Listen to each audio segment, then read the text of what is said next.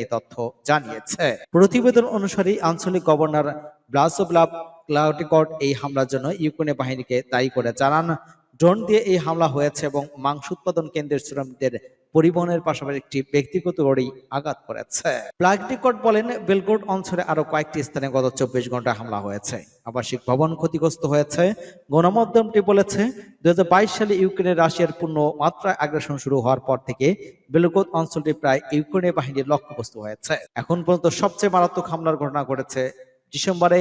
তখন বেলগ্রোড শহরে একটি ড্রোন এবং রকেট হামলায় 25 জন নিহত এবং আরো 100 জন আহত হয়েছিল। মার্চ মাসে ক্লাউটিকট বলেছিলেন, কর্তৃপক্ষ ইউক্রেনকে দোষারোপ করা গোলাবর্ষণের পর শহর এবং বিস্তীর্ণ অঞ্চল থেকে 9,000 শিশুকে সরিয়ে দেওয়া হবে। এদিকে রাশিয়া ইউক্রেনের জ্বালানি অবকাঠামোয় লক্ষ্যবস্তু করা অব্যাহত রেখেছে বলে প্রতিবেদনে উল্লেখ করা হয়েছে। বেলগ্রোড অঞ্চলের সীমান্তবর্তী উত্তর সুমি অঞ্চলে গত রাতের বোমাবর্ষণে একটি স্থাপনা ক্ষতিগ্রস্ত হয়েছে। ইউক্রেনের জ্বালানি মন্ত্রণালয় জানিয়েছে, হামলায় 4 লাখের বেশি মানুষ বিদ্যুৎ বিচ্ছিন্ন হয়ে পড়েছে, তবে সকালের মধ্যে বিদ্যুৎ আংশিকভাবে পুনরুদ্ধার করা হয়েছে বলে স্থানীয় কর্তৃপক্ষ জানিয়েছে।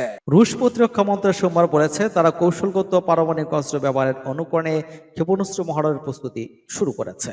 কৌশলগ্রস্ত পারমাণবিক অস্ত্র হলো ছোট পারমাণবিক যুদ্ধাস্ত্র এবং সর্বব্যবস্থা যা যুদ্ধক্ষেত্রে বা সীমিত হামলার জন্য ব্যবহার করা হয়।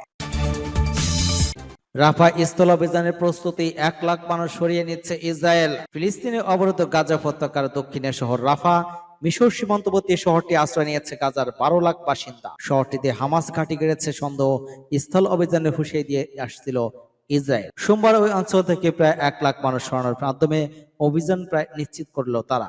খবর এএফপির। কতজন লোককে সরিয়ে নিয়ে হচ্ছে তা জানতে চাইলে ইসরায়েল একজন সামরিক মুখপাত্র সাংবাদিকদের বলেন, আনুমানিক প্রায় 1 লাখ লোক। বিশ্ব স্বাস্থ্য সংস্থার মতে প্রায় 12 লাখ মানুষ বর্তমানে রাফা আশ্রয় নিয়েছেন। তাদের বেশিরভাগ ইসরায়েল এবং হামাসের 7 মাসের যুদ্ধের সময় গাজার অন্যান্য অঞ্চল থেকে পালিয়ে এসেছেন। ইসরায়েলি সেনা মুখপাত্র বলেছেন, হামাসকে ধ্বংস করার জন্য আমাদের পরিকল্পনা অংশ আমরা গতকাল রাফাতে তাদের উপস্থিতি এবং তাদের অপারেশনাল ক্ষমতার একটি হিংসাত্মক প্রমাণ পেয়েছে। বেসামরিক ক্ষয়ক্ষতির কমানোর জন্য উচ্ছেদ পরিকল্পনা গ্রহণ করা হয়েছে।